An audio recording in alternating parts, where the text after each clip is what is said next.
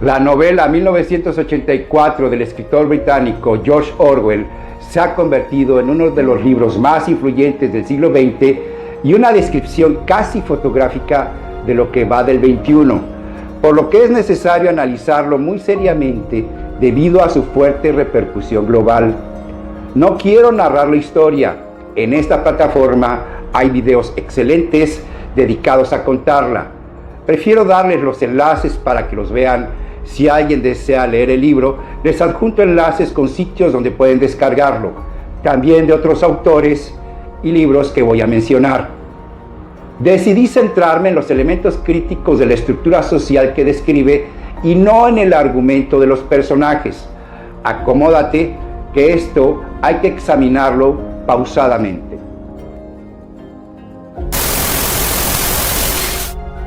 Como primer punto, George Orwell se inspiró para su libro 1984 en una novela previa publicada en 1920 por el escritor ruso Yevgeny Zamyatin, titulada Nosotros, ambientada en una sociedad futura donde el Estado ejerce una vigilancia y represión total y sus personajes enfrentan conflictos muy similares a los de Orwell.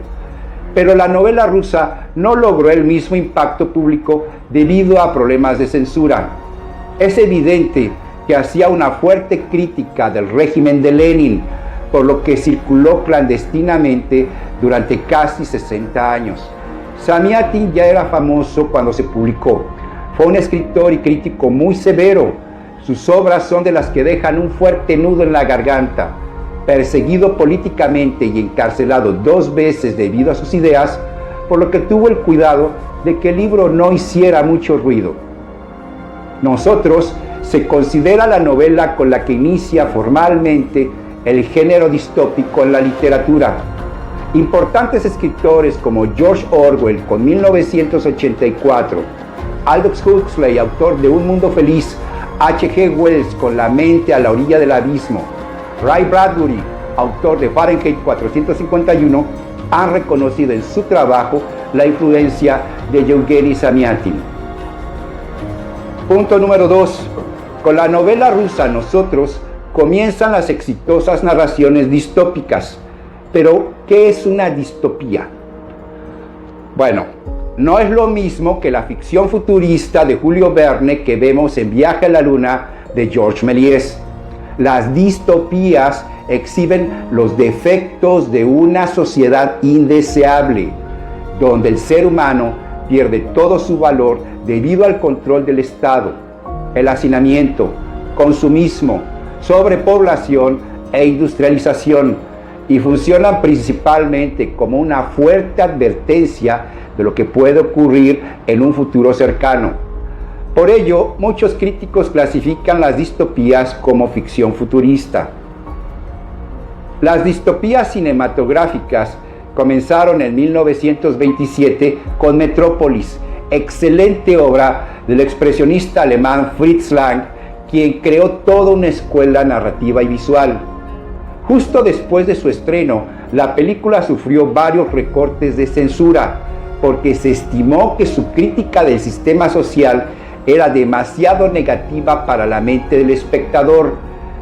Se pudo reeditar y ver completa por primera vez 81 años después.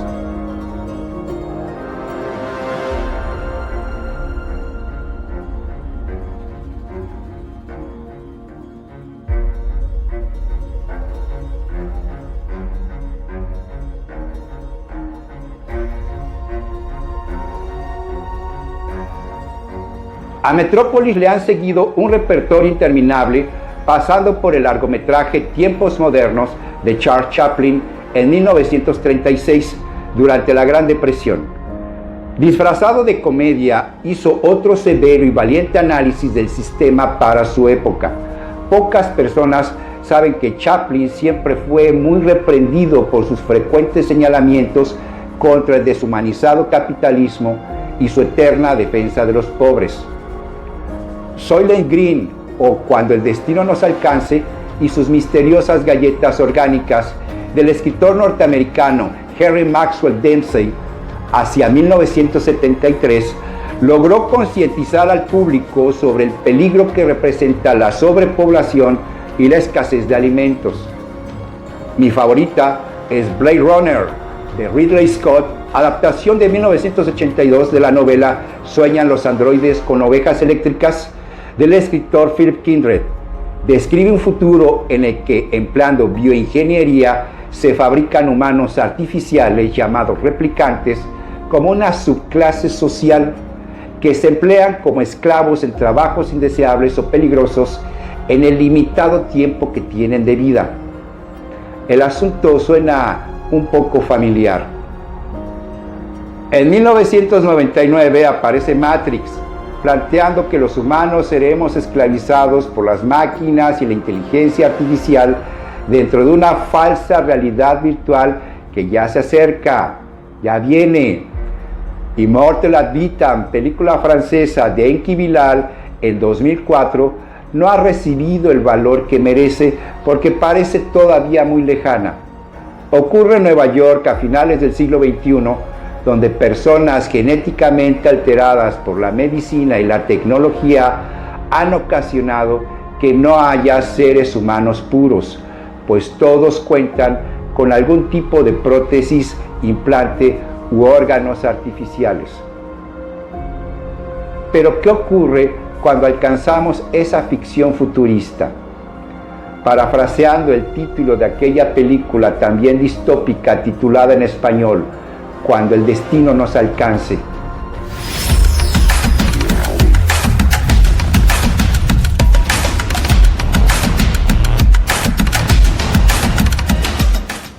Las distopías que conocemos se van aproximando poco a poco a la realidad que vivimos. Unas más, otras menos, en algún momento dejarán de ser ficción. De entre todas, 1984 de Orwell es la que más se nos acerca el día de hoy. Gran parte de lo que describe refleja la verdad política y social de muchas naciones, pasadas y presentes. El filósofo y escritor italiano Umberto Eco, autor del Nombre de la Rosa, así lo dijo en una entrevista. Al menos 3/4 partes de lo que nos dice Orwell no es una distopía negativa, sino historia pura. 1984 no nos muestra androides ni taxis voladores. Tal vez por eso decepciona a muchos adictos a los efectos especiales. La trama se centra por completo en un sistema de gobierno y su estructura social. Esa es la clave, y si analizamos la versión cinematográfica original, en algunos aspectos podría calificarse como cine de arte, que hoy casi nadie sabe qué es. La novela divulgó los conceptos del universal y vigilante Gran Hermano, la aterradora Habitación 101, la incansable policía del pensamiento y la neolengua. Muchos especialistas en el comportamiento humano, como sociólogos, psicólogos, historiadores y legistas, han identificado fuertes similitudes entre la colectividad actual y el mundo de 1984, sugiriendo que estamos comenzando a vivir en una sociedad orwelliana. Ahora, un Estado totalitario es un sistema político centralizado que manipula la información y mantiene una permanente vigilancia sobre la población, ejerciendo un severo control represivo, tal como lo expresó el italiano Benito Mussolini. Todo dentro del Estado, nada fuera del Estado, nada en contra del Estado. Pero un régimen totalitario no necesariamente es un Estado orwelliano. Atención, por favor. El término orwelliano es un adjetivo que describe cualquier situación, idea o condición social que no solo somete, sino que destruye por completo una sociedad libre y abierta de manera mucho más sutil. Indica un cruel comportamiento y control severo de la población mediante la vigilancia y desinformación, pero principalmente emplea la propaganda ideológica, la negación de la verdad, la negación del pasado alterando o eliminando los registros públicos, la manipulación de la cultura a nivel histórico, tradicional y lingüístico, y el control sobre las emociones y sentimientos de las masas en favor de su régimen. Todos estos elementos son los que George Orwell integra con gran fuerza anticipatoria en 1984. No tienen bandera ideológica o política particular. Lo mismo los encontramos en una monarquía o en un sistema fascista, comunista, capitalista, socialista, democrático, neoliberal, de izquierda, de derecha. Donde se necesite, ahí lo acomodamos.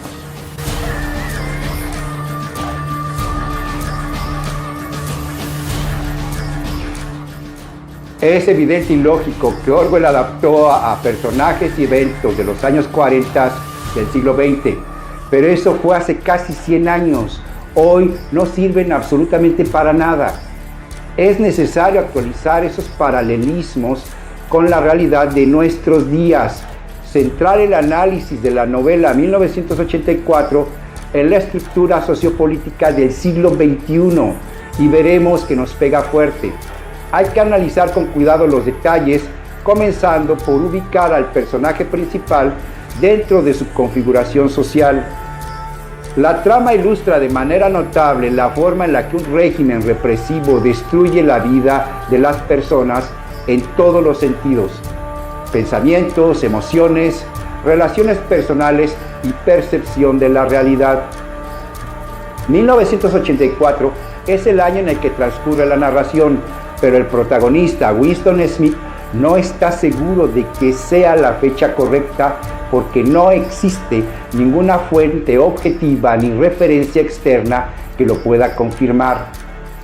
El trabajo de Winston, un empleado burócrata que trabaja para el Estado, es reescribir la historia y adaptarla a los intereses del gobierno, borrando todas las evidencias de un pasado diferente, destruyendo la memoria individual y colectiva. Por esto mismo, es el primero en dudar del año en el que vive. De manera clandestina, escribe un diario para conservar sus ideas y recuerdos. Uno de los dogmas de su gobierno nos dice: quien controla el pasado, controla el futuro. Quien controla el presente, controla el pasado. El Estado lo representa la figura del Gran Hermano. Es un símbolo universal y milenario, arquetipo del poder total, vigilante e intocable. Desde el egipcio Horus se le ha representado de muy diversas maneras en incontables historias.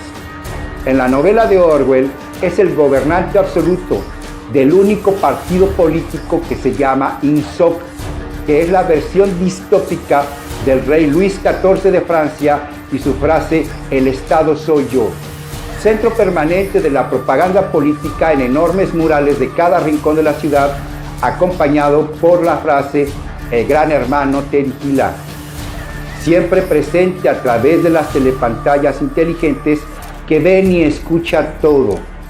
¿Tienes alguna en tu casa? El Gran Hermano es un enigma. Nadie lo ha visto en persona ni se conoce su verdadero nombre.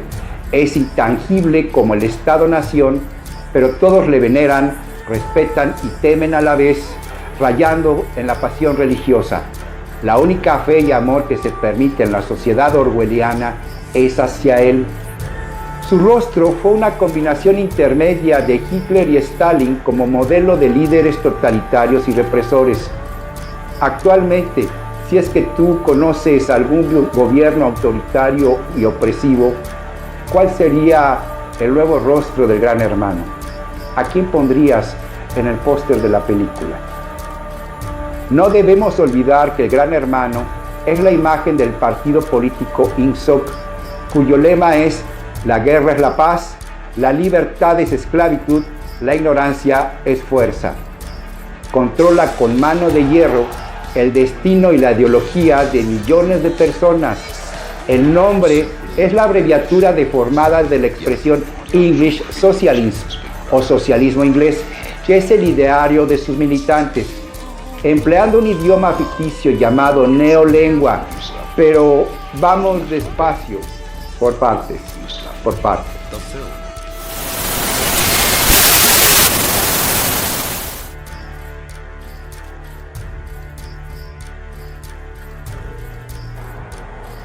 Es el primer elemento que debemos considerar en la novela 1984. Se trata de una versión deformada del inglés diseñada para limitar la capacidad de pensar en conceptos inadecuados para el gobierno. Esto porque el lenguaje va unido a la interpretación de las cosas. Así, por ejemplo, la palabra mesa nos permite visualizar algo más que una simple tabla. No es lo mismo. Entonces, la neolengua de Orwell pretende limitar o deformar el valor de ideas como la identidad personal, libre albedrío o el Estado de Derecho.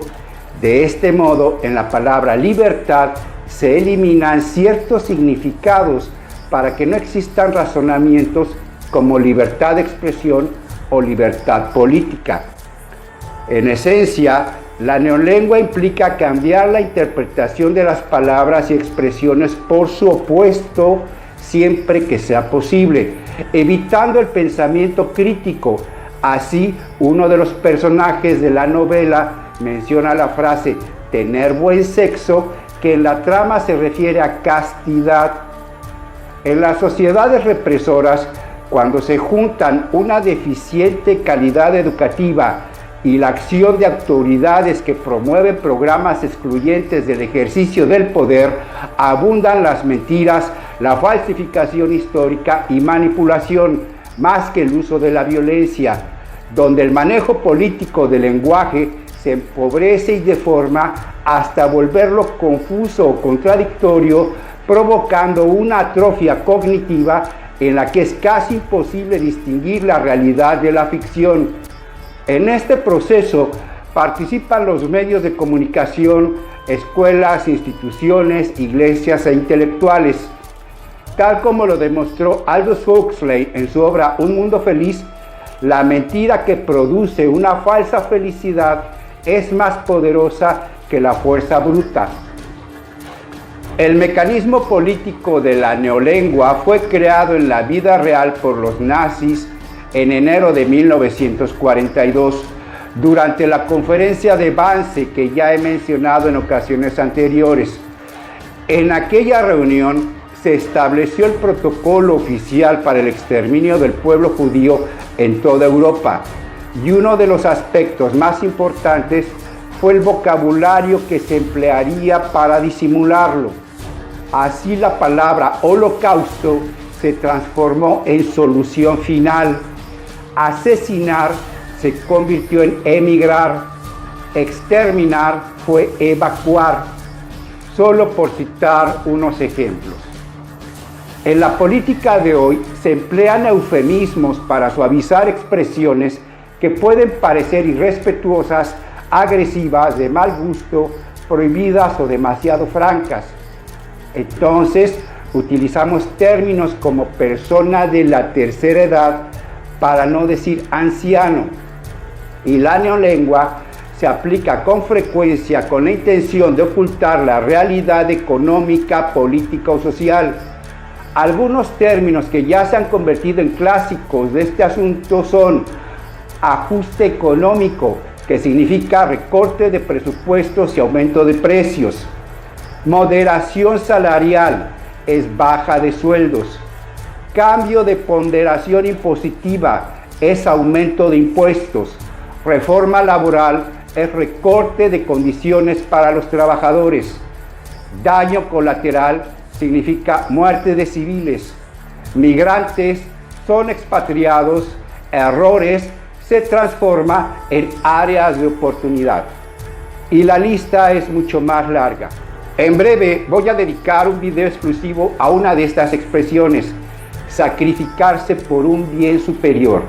En particular implica una estructura completa de poder y sometimiento que debemos analizar. Se le están martillando con fuerza a todos los europeos por la actual crisis energética que atraviesan, y la van a tener que soportar en el invierno que inicia dentro de un mes, gracias a las sanciones que ellos mismos impusieron a Rusia. Entonces descubrimos que la neolengua con sus dobles significados, produce una fuerte confusión, lo que nos lleva al siguiente elemento orwelliano.